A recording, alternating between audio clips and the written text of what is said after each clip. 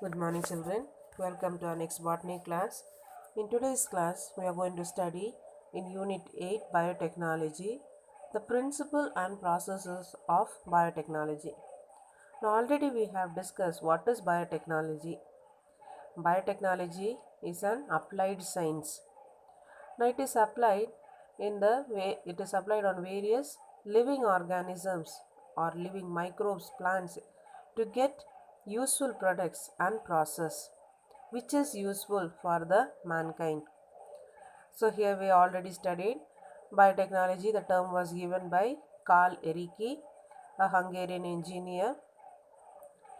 Next we have studied that in this process either the entire organism is used or any tissues or cells, organelles or any isolated molecules such as enzymes are used to convert biological or other raw materials to products of greater value. So we have studied here the technique is applied either in the entire organism or any cells or tissues which is resulting in the production of some valuable products. We already studied the development of biotechnology. The development of biotechnology is said to be very old. This can be broadly classified under two headings: conventional or traditional biotechnology and modern biotechnology. Conventional or traditional biotechnology means it is the technology which is followed from past many years, okay, or it is followed from the olden days, knowingly or unknowingly we are using this in a day-to-day life. It is also said as kitchen technology, okay, which was developed by our ancestors. It is as old as human civilization. The technology uses bacteria and other microbes in the daily usage for preparation of dairy products like curd, ghee, cheese, and in preparation of foods like idli, dosa, naan, bread, and pizza. This conventional technology also extends to the preparation of alcoholic beverages like beer, wine, etc. So here, this has been practiced from the past olden days. We are following this in a day-to-day life for the fermentation of the food, for preservation of the food, okay, for the conversion of the milk into curd. So for this we are using this technologies, okay, these microbes are being used. So this technique is said to be a conventional method or it is said to be the traditional method. With the advancement of the science and techniques during the 18th century, this kitchen technology gained val- scientific validation. So here, as we know, more and more development when it is took place in the field of science, when we know more and more about the organism, they are being manipulated either in the genetic level, in the gene level. Then it is called as the modern biotechnology. There are two main features of this technology that differentiated it from the conventional technology. First one, ability to change the genetic material for getting new products with specific requirement through recombinant DNA technology. That is, we are manipulating the genetic material, the DNA, with the help of some enzymes through the process of recombinant DNA technology. Other one, next method is ownership of the newly developed technology and its social impact. So here the newly developed technology, they have been the person who is creating that technology is the owner for that, and the impact of this development on the social life. Today, biotechnology is a $1 billion business around the world. Pharmaceutical companies, breweries, agro industries, and other biotechnology based industries apply biotechnological tools for the product improvement.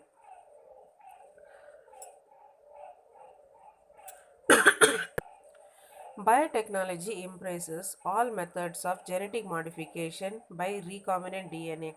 Recombinant DNA means the DNA of an organism is being manipulated by the addition of the desired gene or removal of an unwanted gene or some repair work is done by the method of recombinant DNA technology. We are combining the genetic material, the desired gene is being added up. Then it is called as the recombinant DNA technology. So, with the development of this recombinant DNA technology, this is a unique technology, new technology. We are developing new organism, new products, new enzymes can be developed. Good variety of organisms can be developed. Next, cell fusion technology. Desired cells they can be fused together to get a better process. The major focus of biotechnology are fermentation.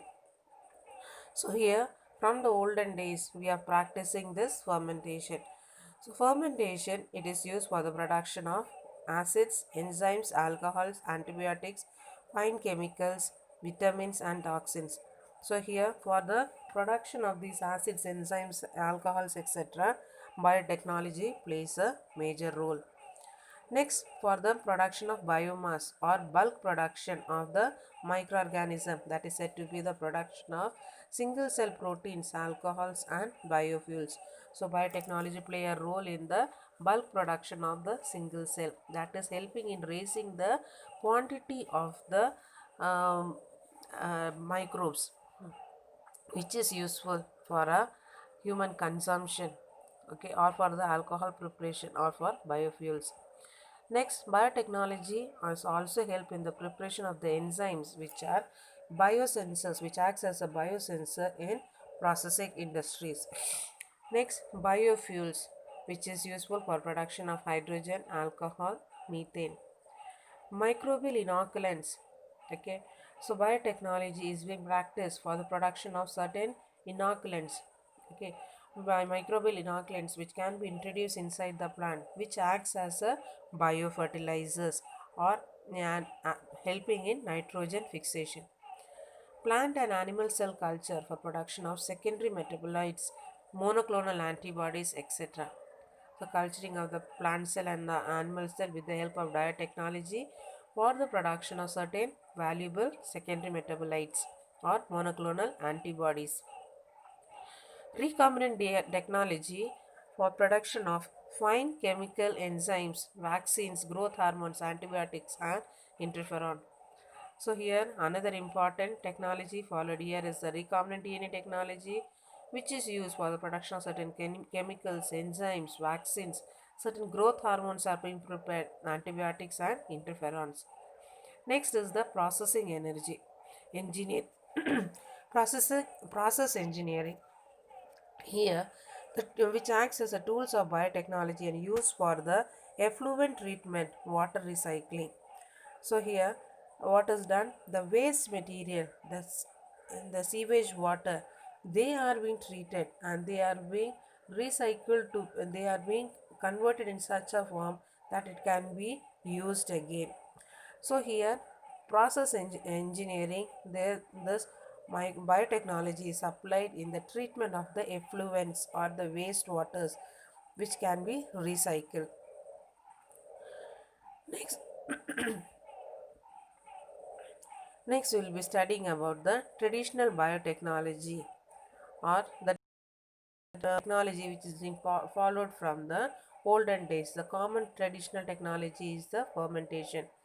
As described earlier, it is the kitchen technology developed by our ancestors that was using the fermenting bacteria. Thus, it includes the process that is based on the natural capabilities of organism. So first one, the traditional biotechnology method, fermentation. What is fermentation? What are its requirements? How it is being done, that we are going to study now.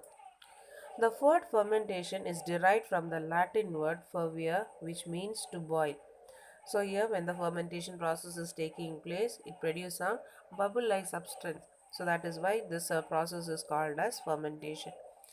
So the word fermentation is derived from the Latin word fervere, which means to boil. Fermentation refers to the metabolic process in which organic molecules, mostly the glucose, are converted into acids, base, or alcohols in the absence of oxygen or any electron transport chain. So here This fermentation is a process in which any organic molecule, mostly it is the glucose, which is converted into acids or gases or alcohol, as we have already studied in the anaerobic respiration we have studied, where in the absence of oxygen the glucose is broken down into ethyl alcohol. Okay, next carbon dioxide gas is given out. Yes, so here this is what we have studied. The fermentation is a metabolic process in which the organic molecules, they are converted into acids, gases or alcohol in the absence of oxygen or any electron transport chain. The study of fermentation, its practical uses is called as zymology and originated in 1856 when French chemist Louis Pasteur demonstrated the fermentation was caused by yeast. So here Louis Pasteur demonstrated this fermentation is carried out by an organism, that is the yeast. Fermentation occurs in certain types of bacteria and fungi that require an oxygen free environment to live. So, fermentation is brought about by those organisms which can grow in the absence of oxygen. So, mostly some bacteria and fungi, they help in the process of fermentation. The process of fermentation are valuable to the food and beverage industries with the conversion of sugar into ethanol to produce alcoholic beverages, the release of carbon dioxide by yeast used in the leavening of bread, and with the production of organic acids to preserve and flavor vegetables and dairy products. So we have studied here the process of fermentation is used in food and beverage industry. So here we can see it is fusion of sugar into ethanol to produce alcoholic beverages. For the preparation of the beverages we are using it. The carbon dioxide which is released by the yeast, that is helping in fermenting the uh, fermenting for the bread, fermentation or softening of the dough. Okay, with the production of organic acid which is used as a preservatives. So these are all produced by the fermentation process. Okay, now here for doing this fermentation we require a bioreactor or fermenter. So bioreactor or fermenter is a vessel or a container that is designed in such a way that it can provide an optimum environment in which microorganisms or their enzymes interact with the substrate to produce the required product. So here, as we know, for the fermentation to take place, we require a condition that there should be no availability of oxygen. Okay, so here that is the proper temperature has to be maintained, a proper environment has to be maintained for this fermentation to take place. So here we are using a suitable vessel for this fermentation, that is called as the bioreactor or it is called as the fermenter. So in this fermenter or the bioreactor, we are taking the suitable substrate. Mostly it is the glucose. So in the bioreactor, aeration, okay, allowing of the air, agitation, that is it is helping in rotating, temperature control and pH are being maintained here. The fermentation involves two processes, namely upstream and downstream process. So upstream process, all the process before starting of the fermenter, such as sterilization of the fermenter, preparation and sterilization of the culture medium and growth of the suitable inoculum are called as the upstream process. So here the process which is taking place before the fermentation process, the steps what we are taking, that is we are sterilizing the fermenter, the vessel we have to sterilize it. Okay, next the preparation and sterilization of the culture medium, in what medium we are going to culture it, that also has to be sterilized. Next, the growth of the suitable inoculum what we are going to convert it. So the growth of the suitable inoculum, this is all called as the upstream process. So the entire fermentation process can be divided into two, upstream process and the downstream process. So in the upstream process includes sterilization of the fermenter, sterilization of the culture medium and growth of the inoculum. Next, downstream process. All the process after the fermentation process is known as the downstream process. This process include distillation, centrifuging, filtration and solvent extraction. That is, after the filtration process is over, the filtrate what we are getting, they are being distilled, they are being centrifuged, they are being filtered, and the solvent extraction, the solvent we are getting. So this process is called as the downstream process. Mostly this process involves the purification of the desired product. So after the fermentation, what the product is, what we have got, the treatment given to that is called as the downstream process. So the product what we have obtained after the after the fermentation, they are being distillized, they are being centrifuged, they are being purified. This is called as the downstream process. So here you can see this is the fermenter or the bioreactor where we are taking the inside this only we will take the substrate, okay, which is going to be converted into useful product. Next, the pH is maintained here, the temperature is maintained. For the oxygen concentration probe is present there, impeller. So these are the different support which is given to the bioreactors. Next, we are going to study how this fermentation is done, the procedure of fermentation. Depending upon the type of product, bioreactor is selected. So what type of product we want to get, for that the suitable vessel or the suitable bioreactors they are being used. The suitable substrate in a liquid medium is added at a specific temperature, pH, and then diluted. Now after selecting the suitable bioreactor, the substrate in a liquid medium, the substrate in the liquid form, that is mostly the glucose we are using, or depending on what type of product we are. Suppose if we want to prepare a wine, if you want to prepare, for that we use the mostly the sources what the grapes. So depending the desired product what we want to get, for that we select the suitable substrate. Then that substrate is converted in the liquid form, it's taken in the liquid media, and it is controlled at a specific temperature, pH, and they are diluted. The organism, microbe, animal or plant cell, subcellular organelle or enzyme is added to it. Now to this liquid substrate medium, we are adding the suitable organism. It can be either the microbes or any plant cell or animal cell is added up, or some organelle or some enzymes are added up. Then it is incubated at a specific temperature for the specified time. Now for the fermentation process to take place, now this bioreactor or the fermenter will be kept undisturbed for a particular time period. That is called as the incubation.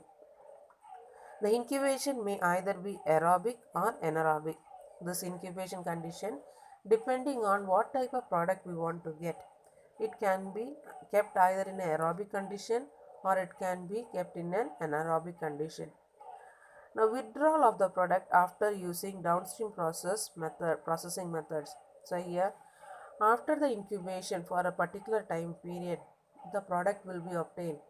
That removal of that product, okay, by the downstream process, and it is sent for purification, filtration, and the solvent, and finally the solvent is being obtained. Now, what is the use of this fermentation in industries? Application of fermentation in industries. Fermentation has industrial applications such as microbial biomass production. Microbial cells biomass like algae, bacteria, yeast, fungi are grown, dried and used as a source of complete protein. They are called as the SCP. So here the microbial cell, a small quantity of microbial cells, they are being converted into a large quantity, that is the biomass, like the algae, bacteria is. Algae we know spirulina. It has a valuable, it's a good diet. Okay, it has many nutrients in it, so it is given as a food for the human beings, as well as it is taken as a food by the animals. So here this spirulina, the increase in the quantity of the spirulina. Next, you have seen the cultivation of this mushrooms and fungi, which is edible, which has a rich source of protein. So here, first application of fermentation is the microbial biomass production. We are increasing from a small quantity of microbes, we are getting a large biomass. So microbial cells biomass like algae, bacteria, yeast, fungi are grown, dried and used as a source of a complete protein called as the SCP, single cell protein, which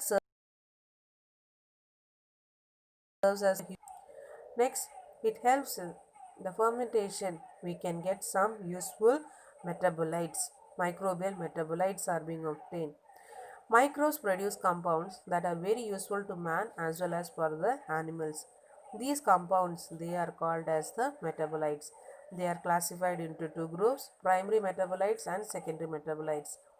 Metabolites produced for the maintenance of the life process of microbes. They are known as the primary metabolites. Example, ethanol, citric acid, lactic acid, acetic acid, etc.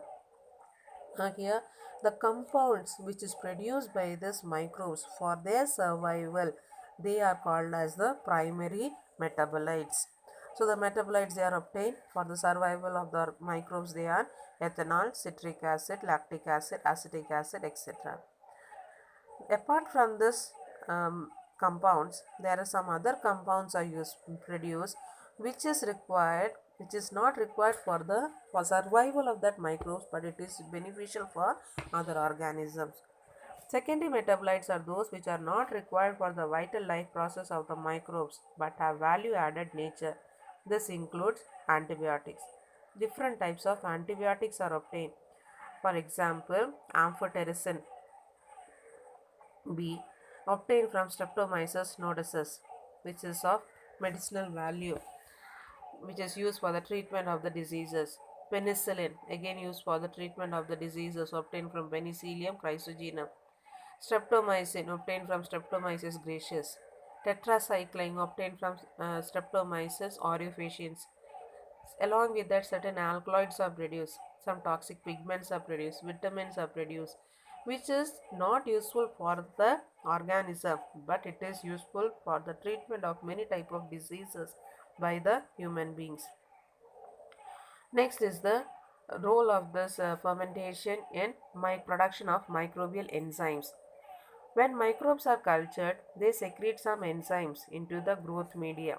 So as we know, they are these microbes they are added up in the culture medium. These enzymes are industrially used as detergents, food processing, brewing, and pharmaceuticals. So here, when these microorganisms are added to the culture medium, they are secreting some enzymes. These enzymes they are very useful for the food processing industries as well as for the cleaning industries, that is for the preparation of the detergents, then processing of the food for the preparation of the beverages. It is also useful in the production of certain medicines, that is in the pharmaceutical companies. Example, protease is an enzyme, amylase, isomerase, lipase. These are the enzymes which are of great role. Next, bioconversion, biotransformation or modification of the substrate. The fermenting microbes has the capacity to produce valuable products. Example, conversion of ethanol to acetic acid. That is, with the help of the microbes, they are being converted. The fermenting microbes has the ability to convert the produce into valuable products. Conversion of the ethanol to acetic acid, that is vinegar. Isopropanol to acetone, sorbitol to sorbose. This is used in the manufacture of vitamin C, sterols to steroids. So here, next application of biotechnology is used as a bioconservation. For the preservation process, we are utilizing it, or biotransformation or modification of the substrate. Next, we are going to study about the single cell protein. Single cell proteins are the dried cells of enzymes that are used as a protein supplement in human foods for animal feed or animal feeds. As we already studied, some microorganisms, okay, like algae, bacteria, fungi, which has some nutritive values in them. They are being dried up and they are used as a supplement for proteins and other vitamins, and it is consumed by the human as well as by the animals. Single cell protein offers an unconventional method but plausible solution to protein deficiency faced by the entire humanity. So, as we know, conventionally we know from olden days we know that is the pulses, they are the rich source of protein. So, moving from the pulses alone, the some other microbes like that, like the mushrooms, they are also the rich source of proteins. They are being now consumed as a source of proteins. Although single cell protein has high nutritive value due to their higher protein, vitamin, essential amino acids, and lipid content, there are doubts on whether it could replace conventional protein sources due to their high nucleic acid content and slower in digestibility. So, though we are saying that single cell proteins, they are rich source of proteins, vitamins, essential amino acids, etc., but it is in a doubt still whether they can replace the conventional protein sources, because these single cell proteins, they have high nucleic acid content and they are slow in digestion. Microorganisms used for the production of single cell proteins are as follows.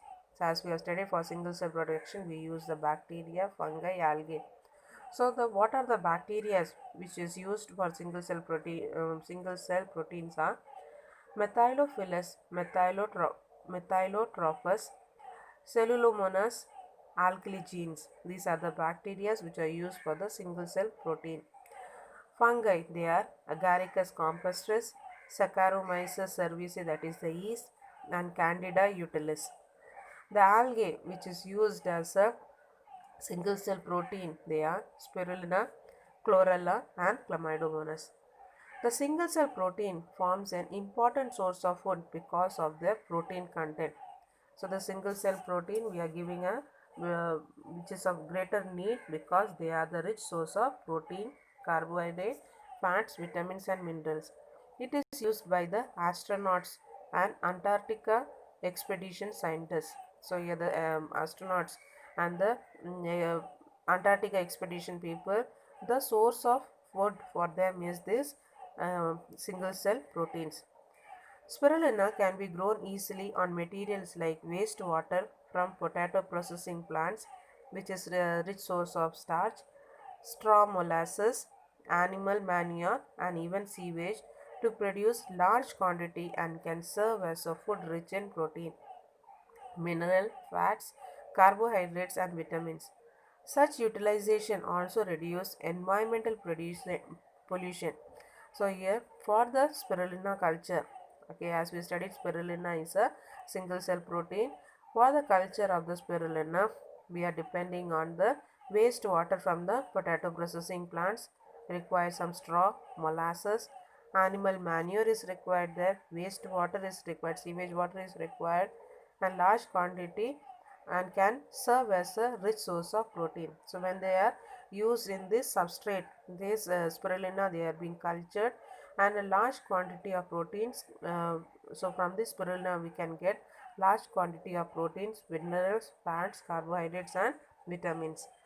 250 gram of Methylophilus methylotrophus as its high rate of biomass production and growth can be expected to produce 25 tons of proteins.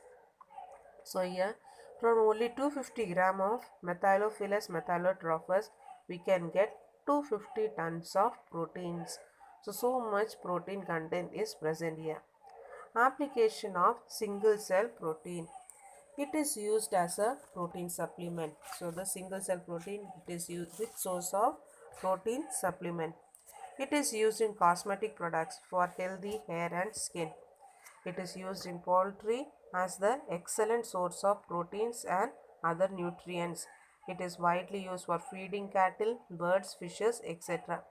So we have studied single cell protein. They are a rich source of protein supplement. They are used in cosmetics for healthy hair and skin. Next, we have studied it is used in the poultry for the resource of proteins and nutrients. Next, the next application is it is used in food industries as aroma carriers, vitamin carriers, emulsifying agent to improve the nutritive value of the baked products in soups, in ready to serve meals, in diet recipes. So these recipes they are also used in enhancing the aroma of the food, adding up the vitamin content, used as an emulsifying agent. It is also used in the baking industries, in the soups. Okay, it is used in industries like paper processing, leather processing as foam stabilizers. So here the single cell proteins they are also used in the processing of paper and processing of the leather. So with this we have completed the conventional or the traditional biotechnology methods. In the next class we'll continue with the modern biotechnology. Hope you have understood all the topics. Thank you, children.